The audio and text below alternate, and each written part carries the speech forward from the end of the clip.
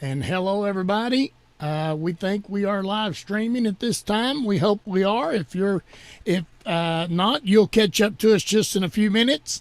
It's so good to have you with us tonight, and here at Torah for the Nations YouTube channel and B'nai Noach Connection with Israel Facebook page. We did hear a couple things from Rabbi Pesach this week, I guess, and he's doing better. He's home, he's walking, and so we're looking forward to his visit back into the class and see how he feels about that. Before we do our tzedakah time tonight, Terry, would you like to jump in and greet everybody that's in the room, and I'll get our tzedakah time ready. Oh, wait a minute, Terry, you are muted. You are muted. There we go. There you are. All right. Good evening, everyone. Thank you for coming to our Torah for the Nations Wednesday night class. I want to welcome everyone on YouTube, the Torah for Nation YouTube, the B'nai Noach Connection with Israel Facebook page, and the Power Faith radio station as well. Welcome everyone to the class. Grab as usual, your pens and paper, pencils and paper, however you want to do it, for some notes. We're going to be covering Psalms 145, 15b, the second part, and verse 16. Be honest with you, there's really a lot that can be taught actually on this one and the next two verses together. I may come back to this again sometime in the future because there's actually multiple things that can be learned, and I don't want to try to pour it all into one or two classes. It'd just be too much overwhelming to try to go through all of that. But also I want to make a reminder, maybe Scotty can help me remember to make another reminder again at the end of class. There will be no class next Wednesday. Scotty and I, and Thomas, and a bunch of us will be going to a retreat up into Pigeon Forge, Tennessee, where we have some duties to do at the retreat. There we have, how many, Scotty? 1, 2, 3, 4. 3 rabbis from Jerusalem are coming, and supposedly is Rabbi Friedman still coming from Arkansas. As far as I know, yes. So we'll have 4 well-known rabbis that'll be attending the retreat there that we'll get to meet and talk with. But we won't have class next week. But we'll give you an update, and maybe Scotty can get us some pictures, and we can do some screen sharing and share some pictures. For those on the radio station, you can go to the Torah for Nations YouTube channel when we come back and get that class done, and we'll share the pictures, and everyone will be able to see them. Scotty, you about ready? I am ready. I just happened to look to see if I had the tzedakah can here handy, and I had to turn around and get it. So I'm ready when you are. You ready for me to go for this? All right. Well, again, we want to thank everybody who sent tzedakah. We've had several people that sent tzedakah this week, and we're going to just get right to it. We're using this tzedakah can this time. It was sent to us, and it's a whole lot bigger than the other one. We've got a couple more that we're going to show in the weeks and months to come. We just appreciate you sending this to us. So tonight, we've got a couple of birthdays that some people sent some tzedakah in for, and you'll have to help me. Terry or one of you is going to have to help me, because I'm from Townsend, Tennessee, and I had hooked on phonics, so I can't read the names that I wrote down very well. But Diana, is that Rice or Reese? Diana Reese. We're friends with her, Diana Rice. But well, yeah, I think so. Yeah. So we're giving a birthday for her. Also, Rabbi Michael Shlomo Baron. Did I pronounce that right? Yes. He had a birthday, and somebody sent some tzedakah in for you, Rabbi. And then also Tanya Helton had a birthday this past week, and somebody asked if we could give tzedakah for her. Now, this is for blessing. Somebody sent Veronica. This couldn't have come at a better time. Somebody sent tzedakah for you and safe travels. So I probably should have called you up and put this tzedakah in right off the bat. Anyway, we're putting that in for you tonight, Veronica. Also, as usual, somebody sent tzedakah for Thomas, and we're putting that in the tzedakah box. And for Amuela, we call her Yom Asher around here, and we're putting tzedakah in for her. As always, we never want to forget, and someone always sends tzedakah in. And if somebody doesn't, we still put that in for Sally Justice. We're looking for healing there. Also, someone sent tzedakah in for Richard Helton. I haven't got an update on him. Is he still recuperating in the therapy facility? Do you know, Terry? Have you seen any? Do you know? I haven't seen an update. I haven't seen an update myself. Okay, he was supposed to be at the retreat, but he fell and broke his pelvis bone. So we're giving tzedakah for him tonight. Also, a Rabbi Pesach Sherbo in his quick, speedy recovery of his knee replacement. Then we have a blessed memory. I'm giving blessed tzedakah tonight in blessed memory of my dad, Gavin Giles. So, and listen, not only these names I mentioned are tzedakah, we're also dedicating this class tonight to them. We're going to do that in honor and in praise and in remembrance of everybody. And isn't the Creator awesome? Isn't the Creator awesome? I want to say this one thing before we get on. Somebody asked me this week, how do you connect with the Creator? How do you connect with the Creator? And I've been thinking about this. Now, we had a great conversation through this, and I've been thinking about this. And Terry, you can probably help me, or even Frank, you all could probably jump in there, and even Amuela and Thomas and my wife and Wendell and everybody. How do you connect to the Creator? And I said, let me think. I want to pinpoint something. So I said, really, it's not just one particular way. I love to study, but I love to act on what I study. I love to do tzedakah. I love to do kind deeds. I love to connect with the Creator, connect with humanity, connect with creation, and connect with myself. And in fulfilling acts of righteousness, I feel like I've connected and am connecting to the Creator every time that I do that. So, Terry, am I pretty close to that right there? Oh yeah, like you said, there's not just one way. All right, Terry, I'm going to give it over to you, and of course tonight you are in Psalms 145. So take it away, Terry. Scotty, I want to ask you something. While you were doing that, I've had a week where it's just been different. And I should have thought of this earlier, but I thought of it while you were doing tzedakah. I do not remember the person's name, Veronica, or someone may be able to help me. But there was an announcement in one of the groups that we were in. A lady's daughter, I'm going to say 8, 9 years old, something like that, got bit by, I believe it was a copperhead this week on the leg. If you could put a tzedakah in. We always have tzedakah on standby. And like I said, we can go get her name. I just don't have it on me. It just came to my mind. It's been one of those weeks. As Veronica can attest, it's been one of them weeks. I believe Thomas has the name. Thomas, do you have the name? I can't remember the name right now, but I just read down at the bottom there before we started here that they took her out of the one room. She's in a better room now. She's going to be okay. Okay. She's just got a little bit to go through. Right. Okay. We're giving tzedakah for that need tonight. Okay. All righty.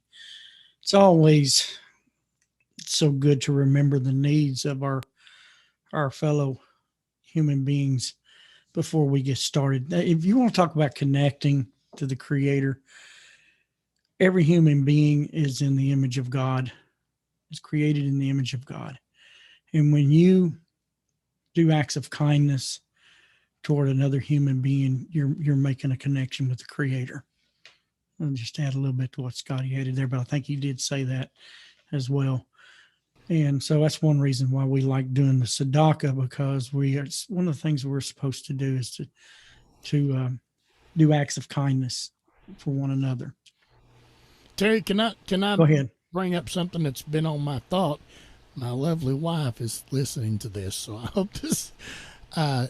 Sometimes some of the hardest people that we, I don't know why, but tzedakah starts at home. Mm-hmm. And so sometimes if we'll give tzedakah, it doesn't have to be a need or anything. Just give something. That's where it starts, and it will blossom out from there.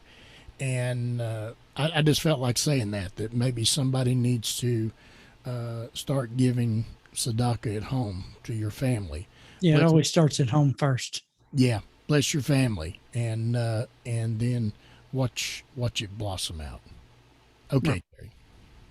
I mean, both our daughters are grown. One's married, but we still help them out. Sometimes, with my eldest daughter and her husband, they're both. He's an engineer, and she's just fixing to graduate with her master's in marketing, fixing to go for a PhD. But that doesn't matter. We still, from time to time, we give them tzedakah, just to say, here, go out to supper, do something.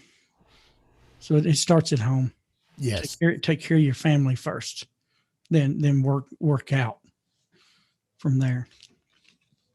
So, all righty. Tonight we're going to start in Psalms 145:15b, the second part.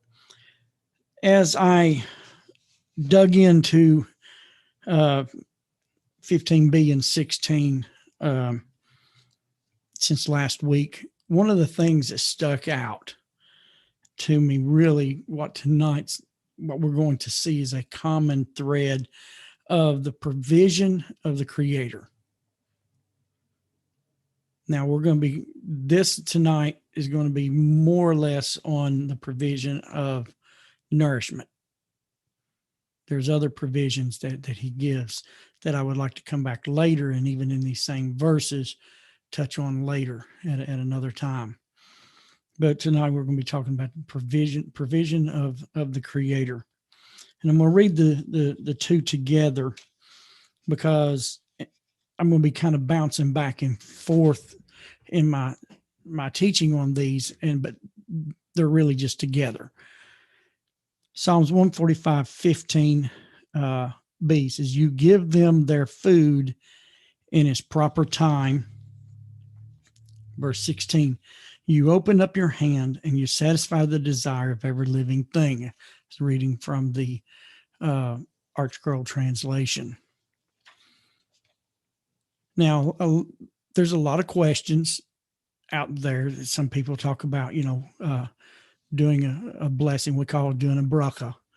We don't call it saying grace before a meal. It's a bracha, a blessing, where you bless the Creator before the meal. So a lot of people, what prayer do you do? My prayer actually that I've developed comes from this passage.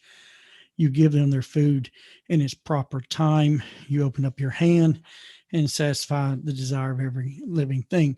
And so a lot of times my blessing before I eat is something in the lines of, "Blessed are you, Hashem, our God, King of the universe, who provides for his creation," or provides nourishment for his creation. Somewhere in that realm is what I do. And the reason why we, some of us say a blessing, one of the things I learned years ago in my studies, though God provides for us, there is actually no commandment to say a blessing before. he does mention in Numbers about a blessing afterwards, and we can get into that later. But tonight I'm talking about, but before is that though God provides, and we're going to see about his provision tonight, we don't want to take it for granted and act like and do an act that could be similar to theft. Just take it for granted. Oh, he gives it to me, I'm just, and eating like an animal. So it's nice to pause and thank him for his provision, even though probably we don't have to, but we don't want to do an act of theft. In our minds, it's not that we're stealing, but we don't want it to appear that we are. And so, I take my prayer over my meals from these two verses, because this Psalms 145 is one of my favorites. As I've mentioned several times, there's so much there. I just want to kind of start out with that. Now, the Torah sage Roddick says each species has specific nutritional needs, and it says, and you supply each one with its requirement at precisely the right moment. Now, I don't know if you remember, those that may not have been here, the Baal Shem Tov's message on the leaf when he was teaching his students out in the field, and they were asking him about the provisions of the Creator, and he was telling them that not even one leaf falls from a tree and falls arbitrarily wherever at in the yard in the field, that the Creator directs each one of them, each leaf. And so the students was asking him about this, and how did he know? And so he told them to stand there and watch. And a few moments went by, and a leaf blew off a tree and was zigzagging through there at different places, and eventually it landed. And when it landed, a worm came up out of the grass and began to eat on the leaf. And the Baal Shem Tov said, "See, it was time for that worm to eat. The Creator fed it." And this is what he's talking about. You give them their food at its proper time. In Psalms 136, oh, wait a minute. Looking at notes last week. Yeah, Psalms 136, verse 1.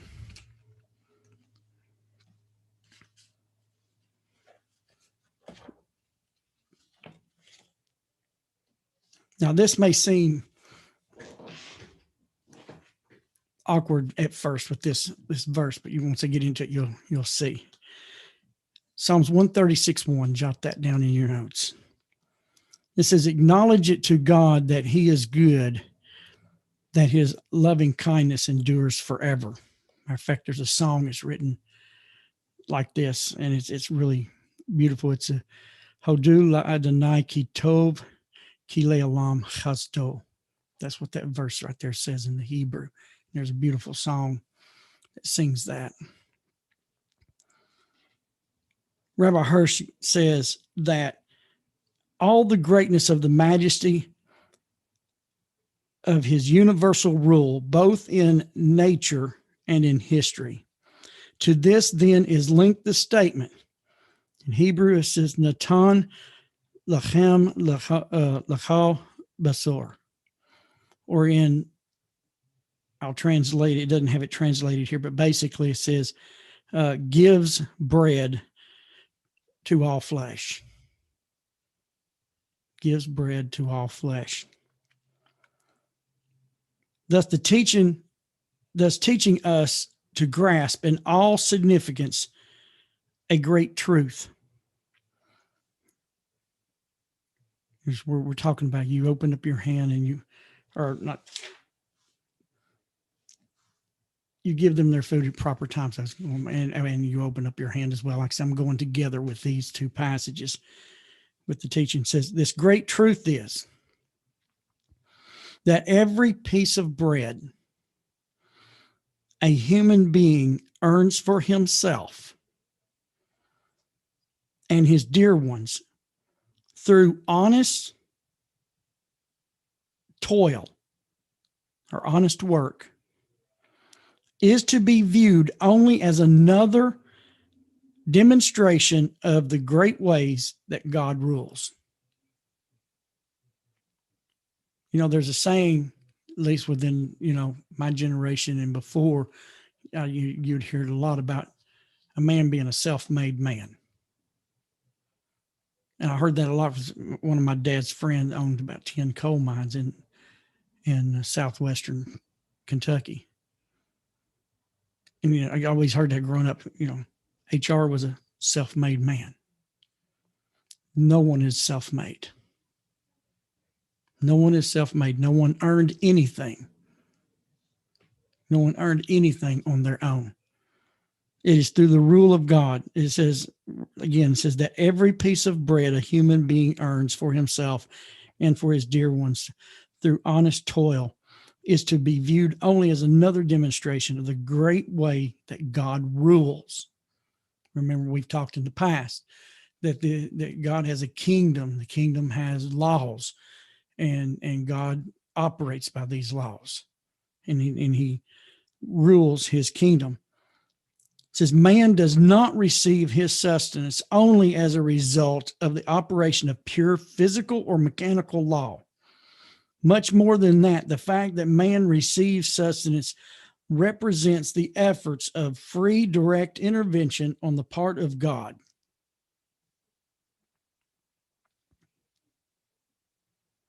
Man owes his daily substance not to accident, nor even a simple result of automatic interaction of natural or social conditions. Instead, he owes it to the rule of God himself, which freely commands the forces of nature and society and leads both to fulfill his purpose. Accordingly, we can acquire the proper understanding of the ever reoccurring refrain, the Ki'olam Chazdo, which is his kindness is forever.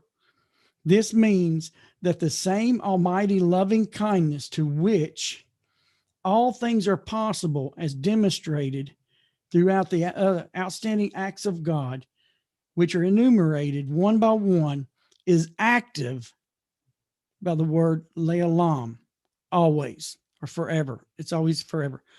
But it's also known that it is even in the phenomena of everyday life. That we acknowledge to God that he is good and his kindness endures forever. You give them their food at their proper time. This is everyday life. It's nothing that you did on your own. You may feel like you went out, you did the interview, you got the job, you put the hours in, but every aspect was a gift. Was a gift from God to you for your provision. We do nothing in and of ourselves. He is active in every aspect of our life. He says he opens up his hand, satisfies the desire of every living thing. Any questions before I go to the next section, Scotty?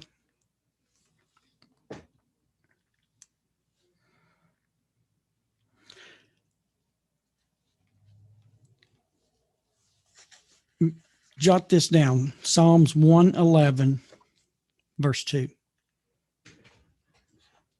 Psalms 111, verse 2. Make sure I didn't skip nothing. Yep.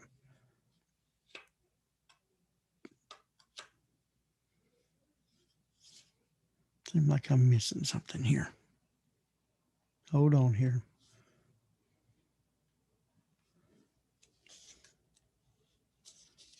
Nope, I didn't. Okay. I was trying to go through my notes again this morning. I made me some changes, so I was wanting to make sure I messaged Scotty a little bit, and I was in my studies, didn't want to go to work this morning. That's when I recognized, oh boy, there's a lot more to this than when I first began my studies last week toward this passage. There's so much about God opening his hand that I want to come back later and touch on that. It's amazing. But Psalms 111, verse 2. Great are the works of God. Provision is made for all their desires. Provision is made for all their desires. This is Rabbi Hirsch's English translation of the psalm. Great are the works of God. Actually, I didn't have this passage here. This is not in the connection, Rabbi Hirsch's connection with this particular psalm. Last Friday night, my wife and I was going through this with her, and then just when I was studying, I said, this really connects. This really connects with this week, with that he opens up his hand, that he supplies our nourishment at his proper time. In Psalms 2, great are your works. 11:2, Psalms 111:2. Great are your works. Every single creature of God is great as such. None among them is insignificant or of little worth. None of his creatures. None of them are insignificant. Sometimes we look at an ant, a spider, a fly, and a mosquito. Yeah, but every one of them was created by the very mind of God.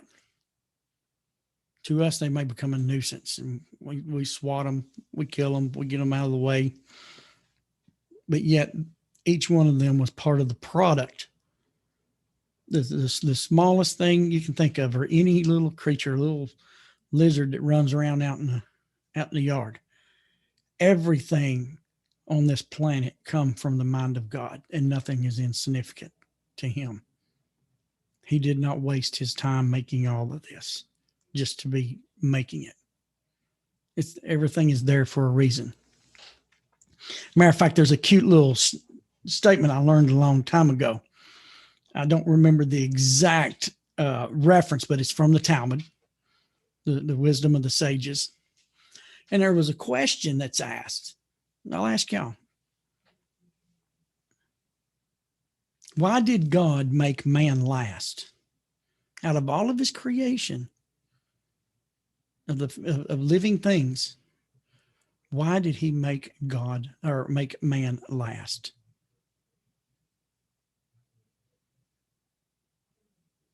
Any thoughts about that?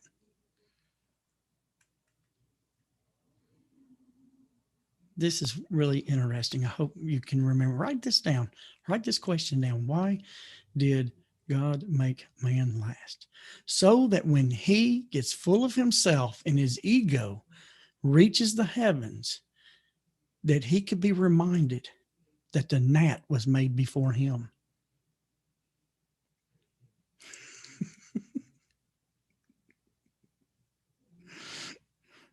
I thought that's kind of a good ego breaking, thought. So when you're ego and you get full of yourself and you think more of yourself than who you really are, just remember that the gnat was made before you. So Thomas put down here, the girl who got bit by the snake was, I'm a Scotty here on this one. Adeli, Adelie, bought Leah. That means she is Adela, daughter of is it Leah? I guess it is daughter of Leah. Bot means daughter. Okay, just remember Adeli, Adelie, remember her. She was bitten in the leg by a snake. And right now she's, I think, out of intensive care. But I think her leg is still swollen. So remember, thanks Thomas for posting that for us.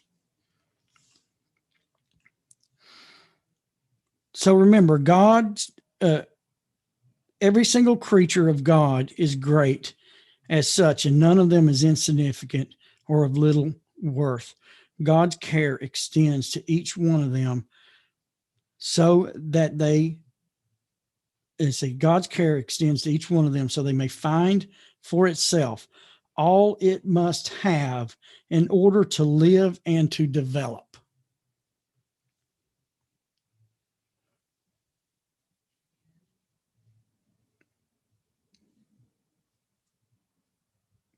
God's care extends to each one of us, to each creature, to each thing. And if you even look at it, God extends his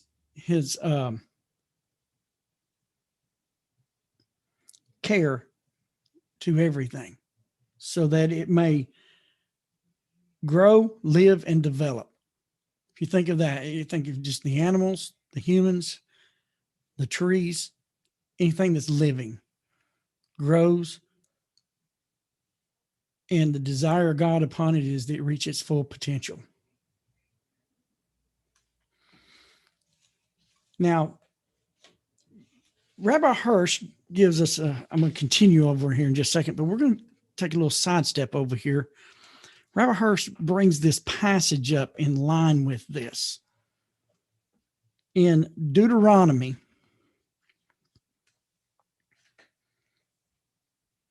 chapter 11,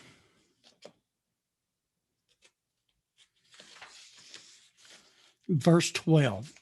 This is going to seem odd, but I was going to leave it out, and I thought this morning I decided, no, I won't bring it in because it's the more I looked at it, it speaks volumes, because I wanted to touch on this a little bit.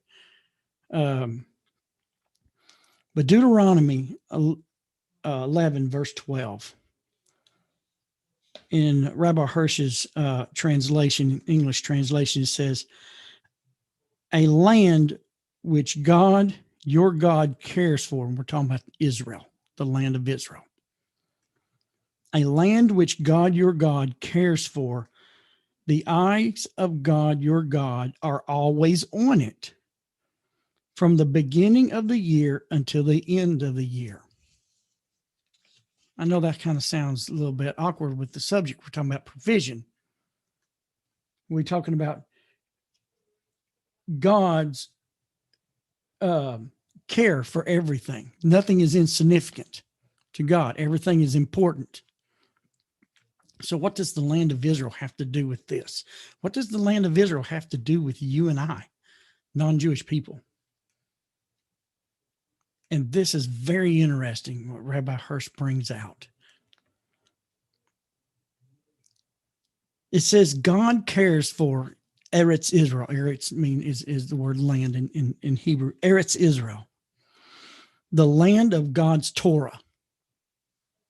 This land, God gave the Torah, the instructions. He gave the instructions for life to Israel at Mount Sinai. He promised this land to Abraham because it's the land of the Torah. It's the land in where Torah would be lived. That Torah is the breath of the land. The people are its soul. So what does it have to do with you and I? Rabbi Hirsch goes on and says that the land, Eretz Israel, is the land of God's Torah. This does not mean, however, that all other lands are excluded from his care. Remember what we just read? That nothing is insignificant to God. Everything has a purpose, is significant. Everything needs to live and to grow and to develop to its full potential. Even though Israel is the land of the Torah, which we're going to talk a little bit more about, he doesn't take his eyes off the other land. He doesn't remove his care from the other nations. Okay, he says he does. He says, however, all other lands are not excluded from his care.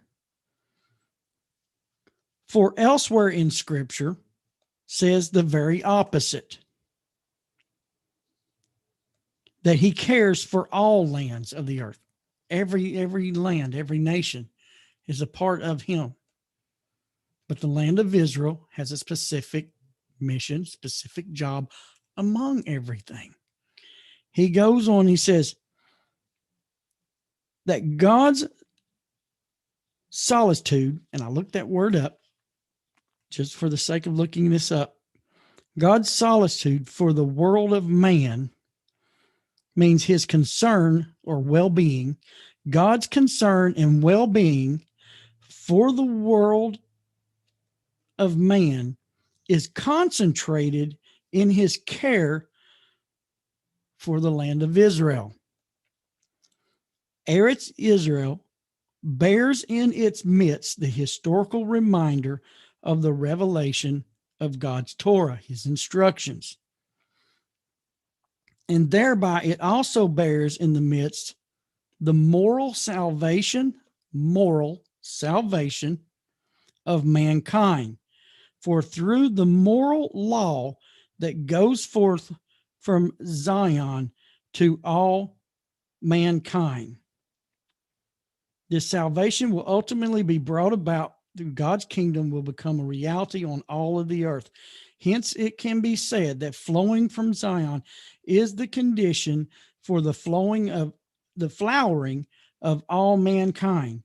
Every drop of rain that waters the earth falls from heaven for the sake of Zion, Eretz Israel. It falls for the sake of man's moral future. See, Israel is the priestly nation. They are giving the land of Israel to live the Torah as an example before all of us. When Israel is walking within their covenant, the land flourishes like you wouldn't believe.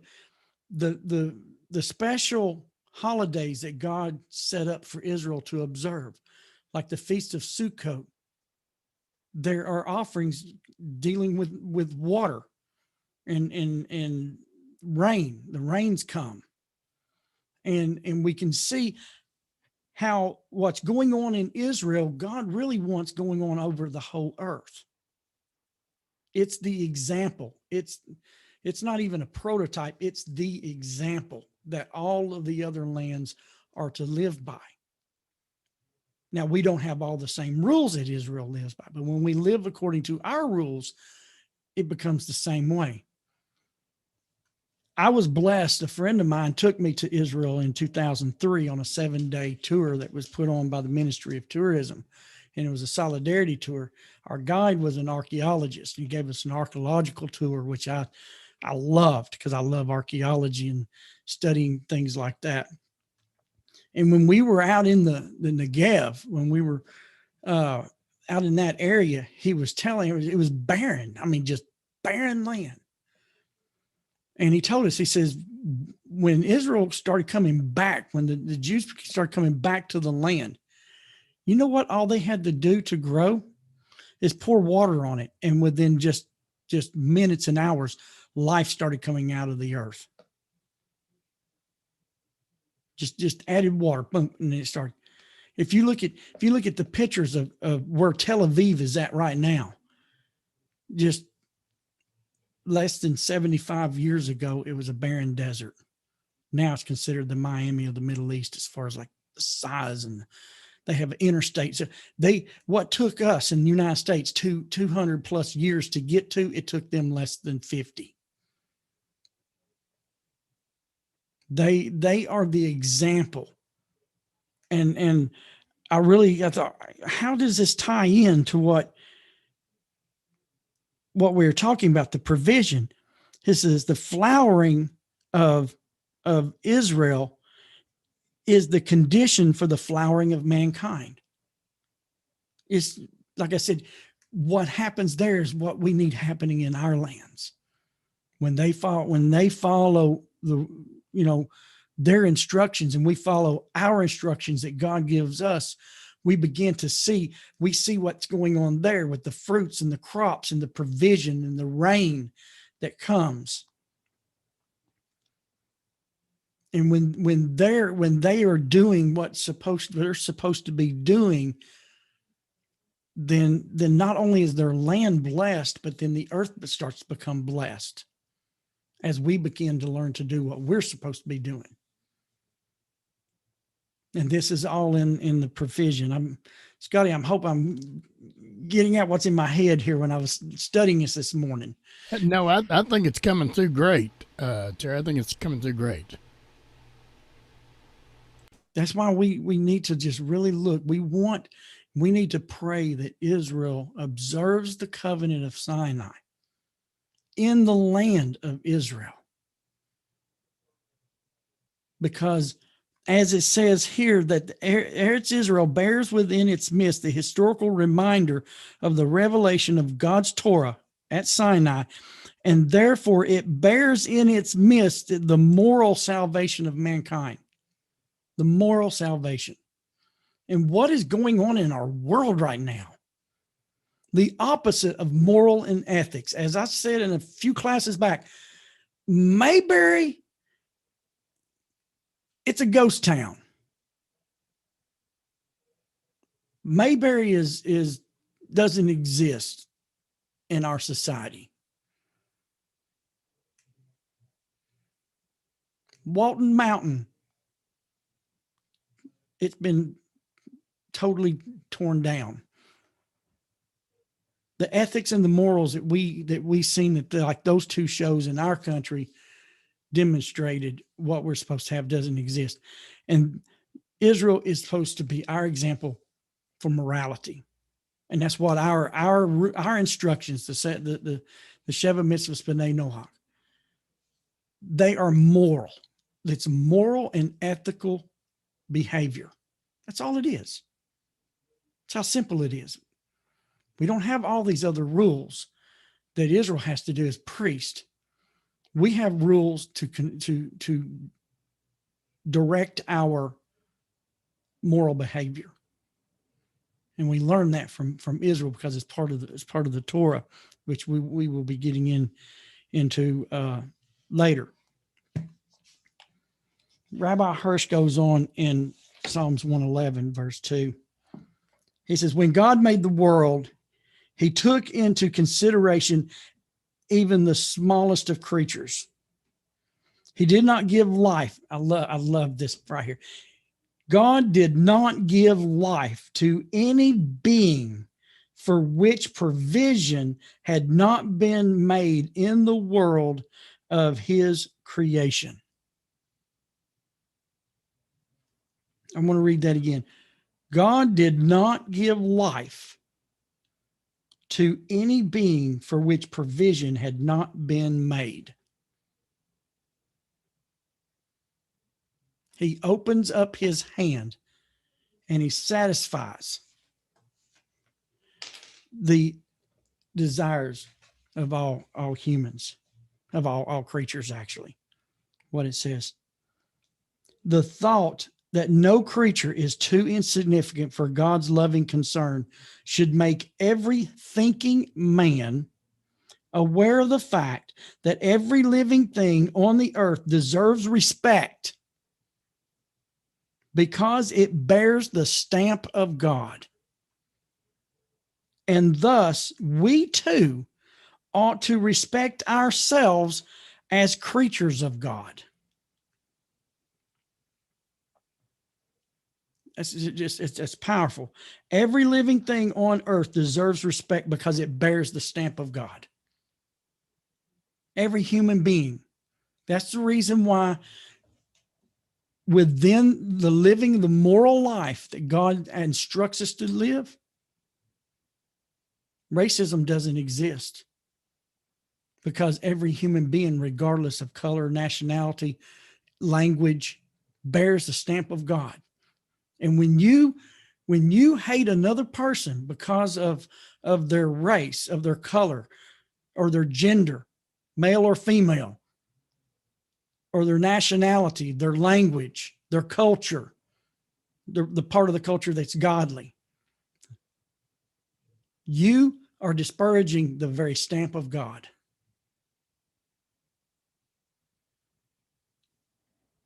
Because he has a loving concern that should make a thinking man, a thinking person aware of the fact that the stamp of God is on every living being. Whether it be a person, no matter who and where they're from, down to the fly, though we might have to kill that fly because they, we don't want, they do transmit diseases, but that's what they're, they transmit the germs. That's just what happens. It's part of their life. But even those, a fly bears the stamp of God. A mosquito bears the stamp of God.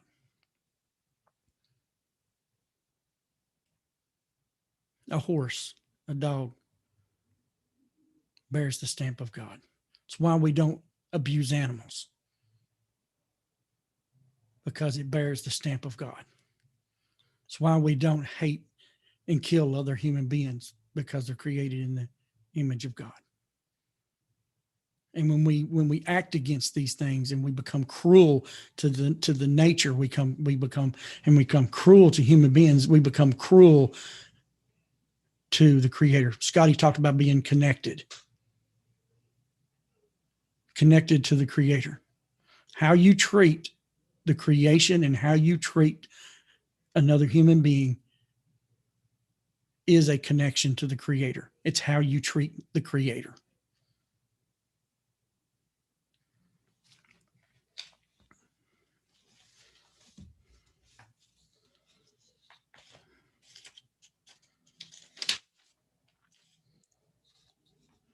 Rabbi Hirsch goes on about you open up your hand. He says, from the moment the world was created, God's prime function has been to provide his creation with sustenance. And I want to come back and touch on sustenance because it means the support of life, and nutrition. Nutrition does support life, but it's two separate things. God provides.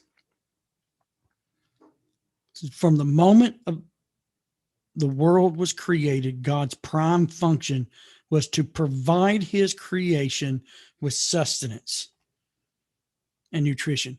Sustenance, supporting of life that is physical and spiritual. From the beginning, our spiritual welfare was already provided for. Did not have to be we don't have to create religions. We don't have to create ways of serving God. It was already provided. We just go and do it. He created the nutrition for us that are non-Jewish. Genesis chapter 9, when God told Noah, he says, every moving thing on the earth shall be food for you, as all the herbs that I've given you. I've given you everything. God provided. God has already provided our nourishment. It's already there. In the Talmud, it says, God sits in the highest of heights of heaven and provides food for the lowest and the tiniest creature on earth. Based on also on another verse in the Talmud, he says he teaches that God controls many aspects of nature through angels and heavenly forces who acts as his intermediary. But he personally has exclusive mastery over the key of sustenance. He alone provides for every living thing. The open hand of God supplies sustenance without cease.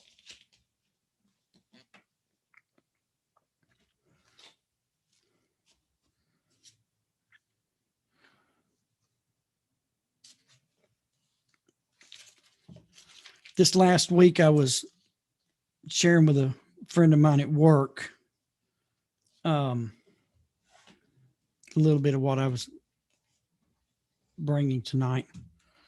And it's my friend Ronnie. He's the same age as my dad, born the same year. And so we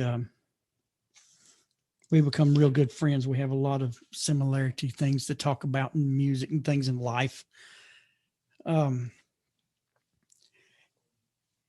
He had COVID. He got COVID real bad.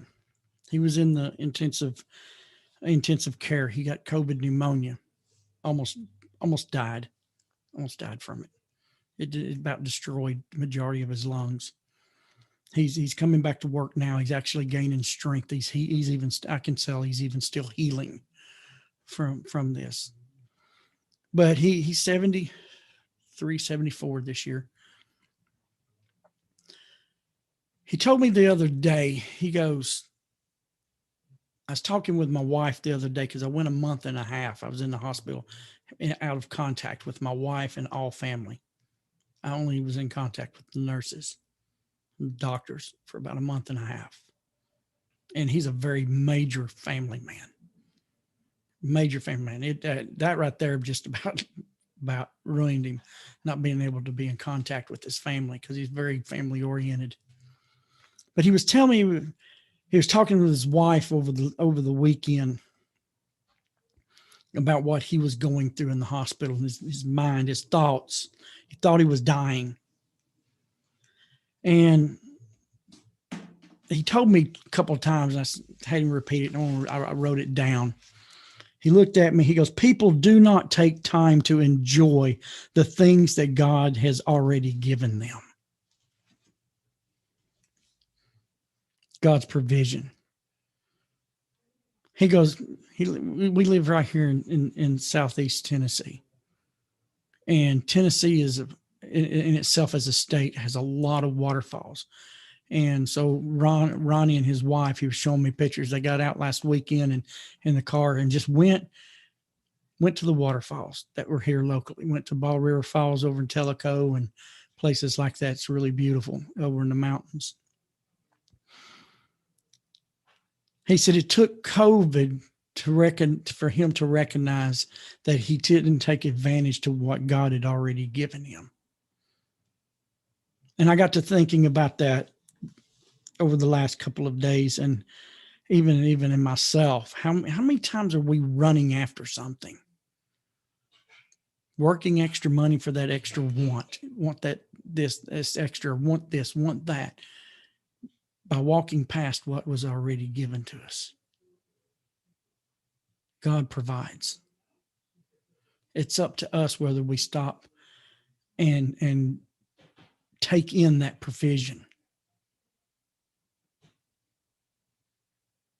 And just his conversation, it was just really was an eye opener for myself, because we just moved into a house and we're trying to, furnish it with things and buy things we haven't really had before because it's our first opportunity. My wife and I've been married 34 years to have some of our own furniture. Everything to us was hand-me-downs, but we're so busy working, trying to make money to get, when we need to learn to slow down and stop and take in the provision that's already laying there before us.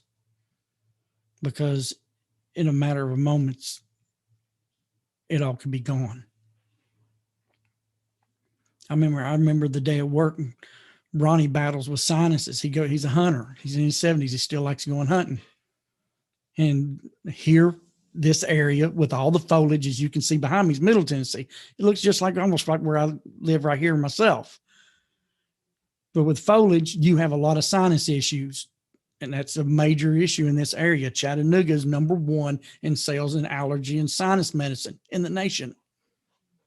And they say it's due to the foliage in the mountains, the way it holds the air in. And so Ronnie always battles with sinuses. It's another major. He always does that. He come to work one day sniffling and all of this stuff, and his allergies was tearing him up. Wasn't nothing new. He's taking his allergy medicines. 2 days later, he's in the hospital with COVID pneumonia because he thought that was just sinuses. It just happened that quick.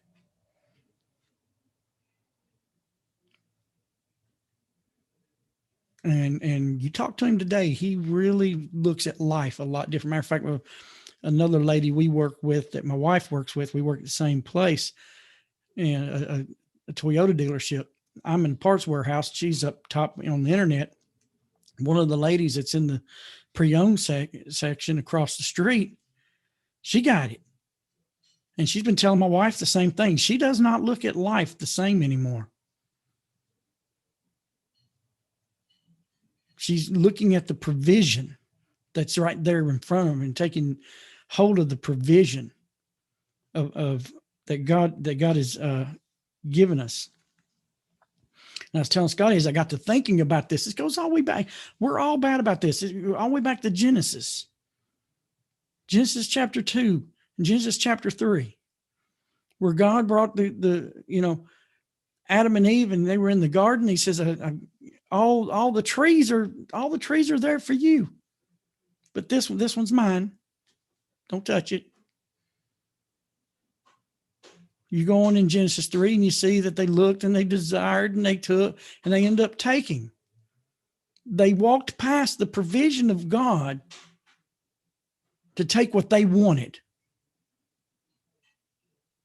And how many times do we walk past the provision of the Creator to go after what we want? And in the end, it doesn't turn out very well for us. Go back to Genesis. We can learn that lesson. If they had dove into his provision, he opened up his hand and he gave them everything they needed, but they used their free will to go after what they wanted. They thought they knew best.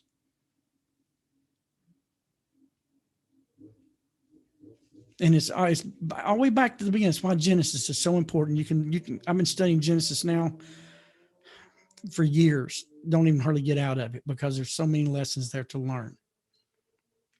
And as I was looking at this weekend, it took me back again, my mind, to Genesis, that our first parents walked past the open hand of God. How many times do God's sitting there with his hand open and we walk right past it after our own ideas, own thoughts, own desires? It's like I said, this is so deep. I mean, it's just so amazing. I just want to conclude with a story from the Talmud that illustrates how God provides food at its proper time. This illustrates this point really, really awesome. It says, a pauper, a poor person, once appeared before the sage Rava. Rava asked the pauper what he was accustomed to eat. The poor man replied, I usually dine on stuffed, plump fowl and expensive old wine. Rava was shocked. He replied, aren't you concerned lest your expensive tastes prove to be a burden upon the community which supports you? The beggar retorted, I am really supported because am I really supported by the community? Question. Actually, I'm sustained by the all-merciful one. And it's taught by this verse that all the eyes look to you with hope and you give them their food in proper time. Is it not written in the plural, in their due season, but in the singular, in its due season, to teach us that every individual is sustained accordingly to his own needs. At that very moment, Rabba's sister suddenly arrived on a surprise visit and has been absent for 13 years. And she brought her esteemed brother a present of stuffed plump fowl and a fine old wine. Rabba recognized that this was no coincidence and told the pauper, I submit to the truth of your words. Come and partake this meal, for it was undoubtedly prepared especially for you by the hand of God.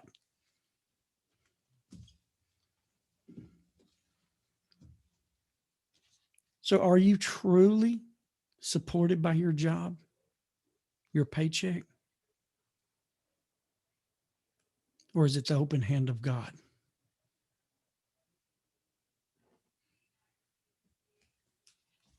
I'll conclude with that, Scotty. How's it going over there? It's going good. We got a lot of chatter about several different things.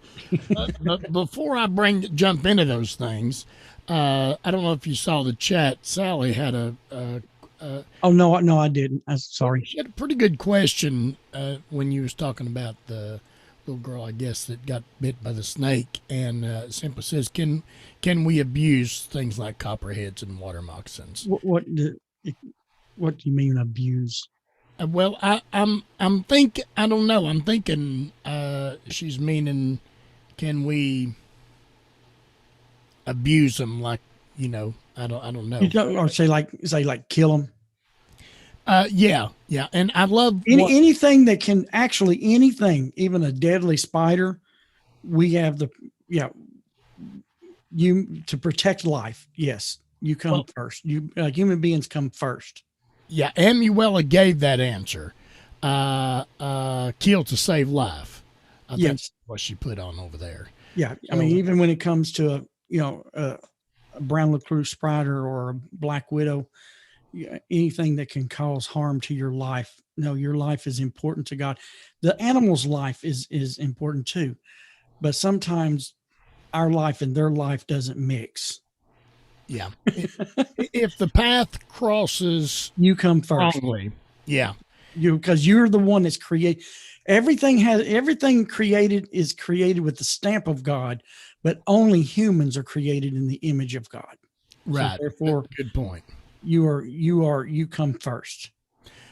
When I was growing up, kind of up in the mountains, somewhat, and back and forth, we would come against or come to some of these deadly, venomous snakes and things. And my grandmother said, "Well, it's best you learn how to see them and stay out of their way." Yeah. But I'll never forget one time I picked up this bag and a bumblebee had got up underneath the lip of the bag, and I didn't see it, and it stung me on the end of my finger. And so when I slung it, I seen the bee, and I almost stepped on it. And something said, "Why are you going to kill that bee for protecting itself? It was doing what it was designed to do." So just a little thought on that. Just right. A little thought. So now, take a deep breath, Terry. Oh boy. Okay. Anytime we talk about the blessings of the Creator, anytime we talk about Him providing things for us, there's always going to be people that's going to bring up things about, well, what about those children starving? What about the homeless? What about, and they always bring up these things. And so I've been carrying on a little conversational chat here on the radio, and a couple of other. That would come up. Yeah. And, I made a statement about, the God provides for us, but sometimes through misuse or abuse, or you just don't even see it. You just like you said, he didn't even recognize life until after he almost faced death. Sometimes people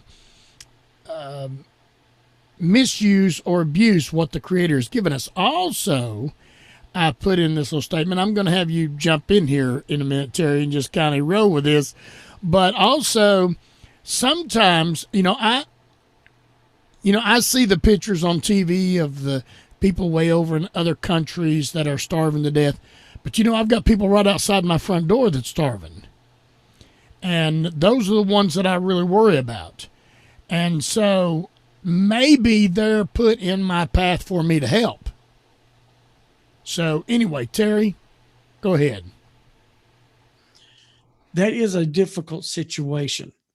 God does provide for all of his creatures. The question is, well, one, how does God provide? Sometimes God provides a nation like the United States, vast, with millions of acres of farmland. to feed nations that don't have that. Good. Maybe we are the provision, but we chose not to carry the open hand of God to them. I'll be honest with you, a lot of things that I can't stand about our country is how wasteful we are. How the government will get in and have farmers pour food and milk and things out on the ground. And, when it needs to go to these nations, it's our sin because we misuse the provision of God. That's a sin for this nation. Granted, we do start at home. We have a lot of problems in our country. We have homeless veterans. We have a lot that we don't take care of ourselves. And since we don't take care of them, how can we take care of others? But I guarantee you, if we took care, if we did what we are supposed to do to feed the homeless, to feed the widow and the orphan, instead of building, multi-million-dollar religious centers, take that money, tear those, don't sell them, and take that money and support the widow and the orphan and the homeless. And if we cleared that, if we did not misuse that problem, and I tell you the reason why it's misused is called greed. Greed. Yeah. Greed stops us from doing what we're supposed to do. If we would just learn to do what we're supposed to do. The fact is, we just need to do. We have the resources to do what we need to do. We choose not to. It's a choice.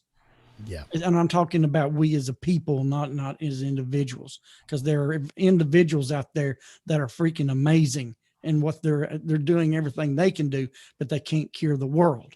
But they're curing their spot of the world because they are the world for somebody.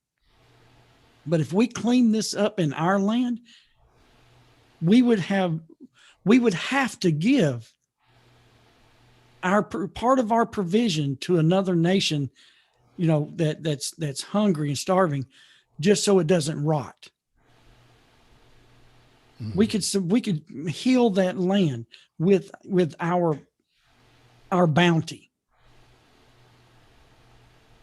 And so a lot of that happens is us by choice, our greed, our nation's greed. Why these places, and we are the provision. Sometimes we're the provision,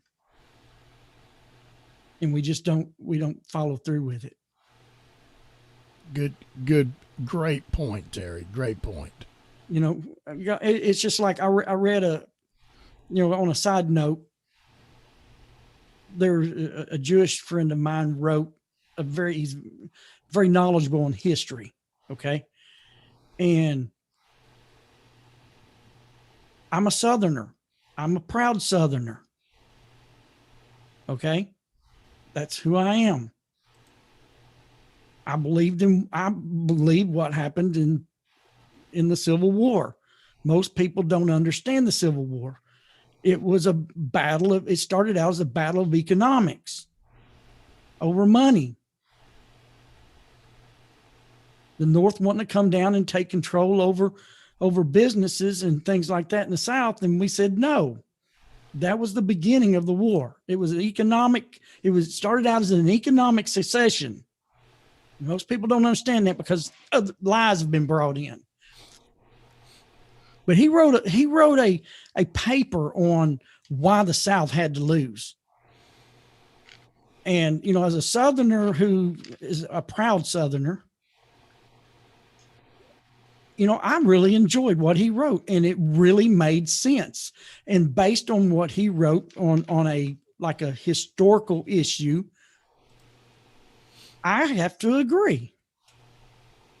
He wrote in his paper on history that if the South had won and we had remained independent states where we had our own armies like we did before the Civil War, that we were own entities, separate, we were united but separate entities, we would have not had the force, the national army to stop the war machine in Europe.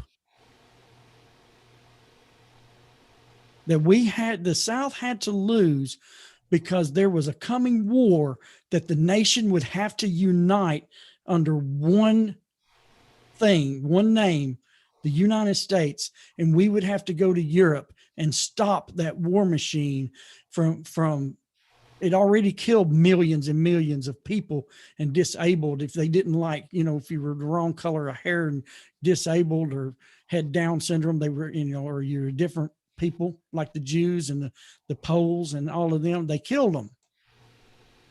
But it took a nation that wasn't divided to stop it. And I thought, okay, now that right there makes some very interesting thought. Okay. So I'm saying that for this reason. During World War II, we came together as a nation and we took our provision. We took our provisions to help save England, to help save a lot of places on the other side of the planet. It's one time that we can look at as a nation that we took the provision and the unity of a people and we went to help the world. We just need to return back to that mentality and help the world in its food and in its just the different areas that can help provide for those lesser nations. And I said all of that just showing how at one time, in a way, we did come together as a nation and we took the provision of God and used it in a mighty way for the sake of the world. And now we don't do that. It's for the sake of the dollar.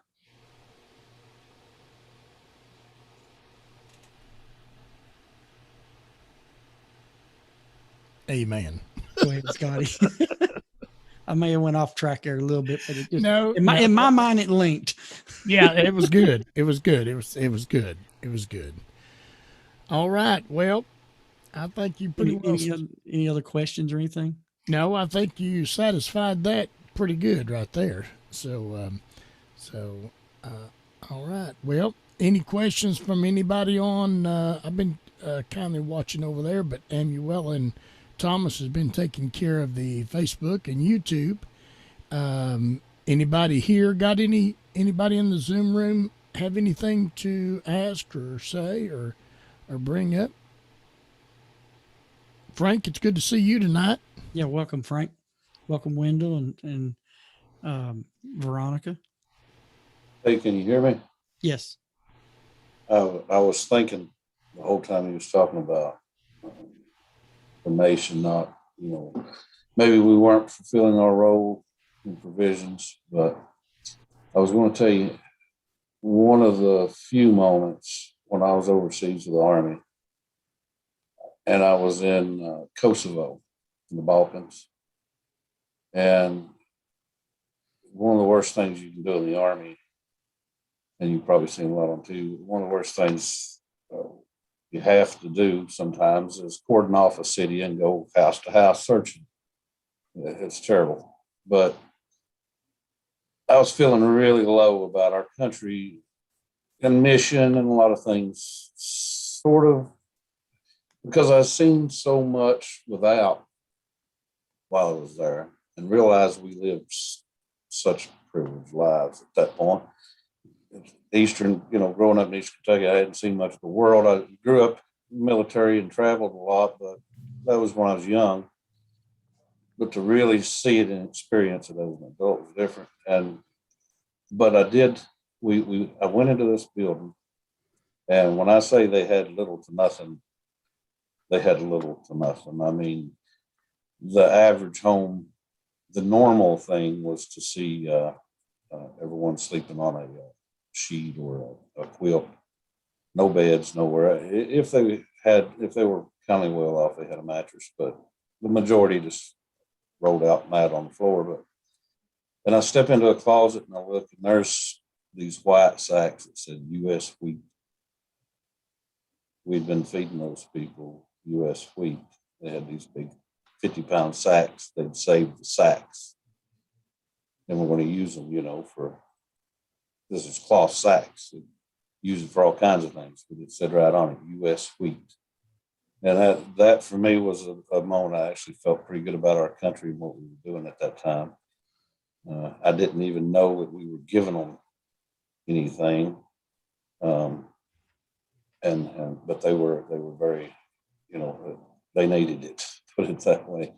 And why some of the people live in the places of the world they do, I don't know. But, some places are easier to farm and others, and, why they hang in there, old saying, like a hair in a biscuit, and refuse to leave when it's just a hard place to make a living. But they stay there, and then maybe they're there for a test, like you said, maybe they are there for a test for the rest of us. When we're here in the land of plenty, we could be helping. One of the things that I, read my studies on, the commandment given to Noah was to settle the earth, after the flood, that God, when we causes us, we go out and we obey him, we settle the earth. You've witnessed other places of the world, some of us haven't, but God gives, I'm going to say, like a grace, for everyone that's settling those places, just let's say like the Eskimos, God gives them the ability to settle that area. It's like, I couldn't go settle it, but it's like God gives them the ability. And like where you were talking about, where you were at, those people, why don't they live? They can hang in like a hair in a biscuit, as we say here in the South. God has given them a grace and an ability to live where they're settled, whether it be in the Arctic with the people that live in the Arctics, and the people that live up north, the people who live down in the jungles of Africa and South America. He gives everyone where they're at a grace to be able to live in that area, even their bodies to adapt to the climate and the environment. I thought that was an interesting study.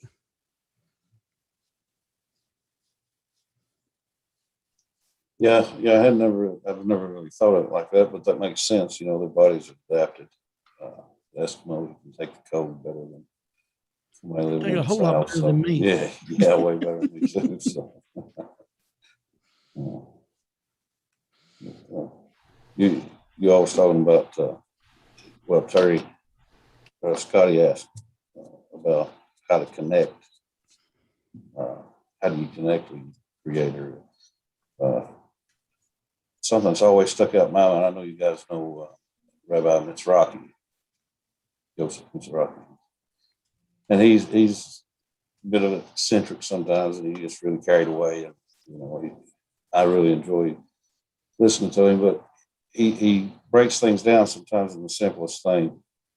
And the simplest thing is God is your Father. He's your Father. Scream out to your Father, Daddy, Father, help me. I need help. And in your private prayers, in the car, when you're driving, wherever, where you can have that one-on-one moment with your Father, where you can talk to your Father. It served me well in my life, and I continue to do it. And I'd encourage anybody to find a place, make a way where you can have a one-on-one with your Father. You'd be amazed at the results. Really will. Great advice.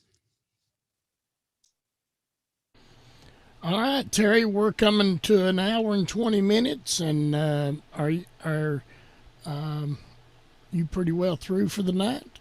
Yeah, I just want to remind everyone we do not have class next Wednesday. Correct.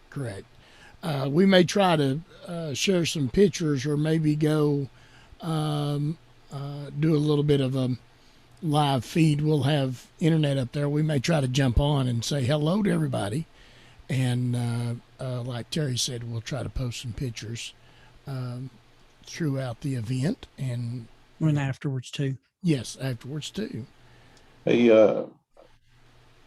have to sort of admit, we signed up for the whole week next week, even though we're not staying there.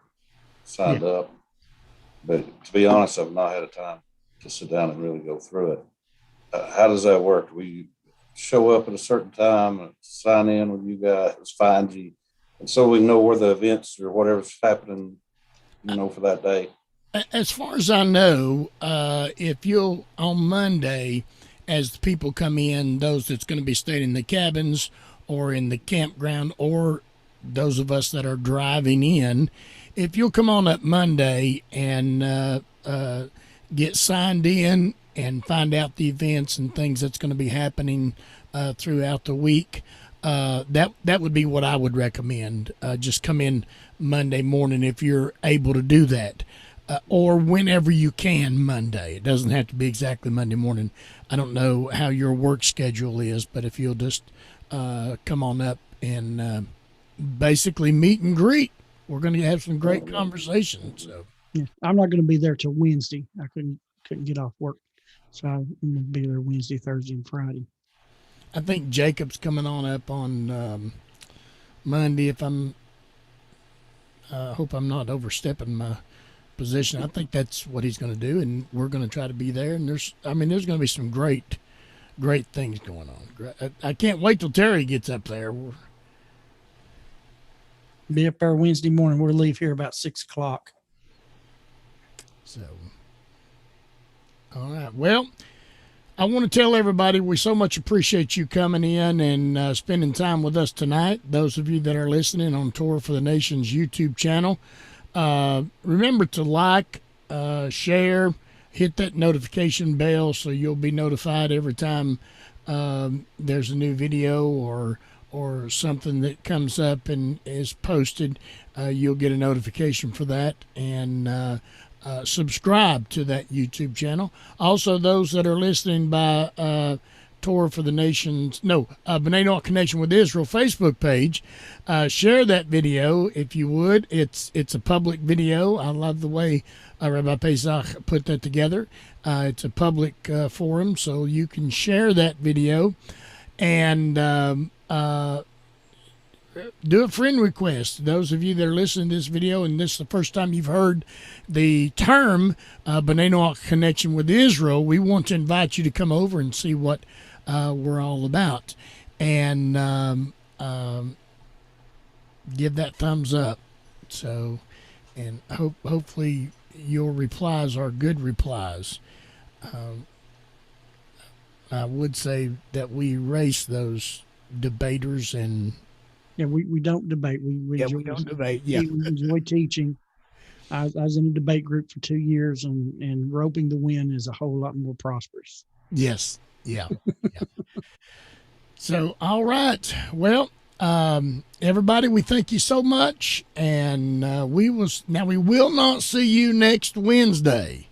You might see bits and pieces of us, but then we'll be back the Wednesday after that. What is that day we'll be back? I don't have my calendar up. Hold on.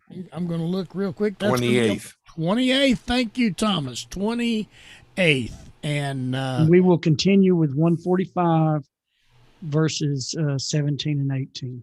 All right. All right. So remember, until next time, give tzedakah, make a difference, make a change around you, make an impact. Impact your family, impact your community, and together we can impact the world. Amen. See y'all next time. Bye-bye.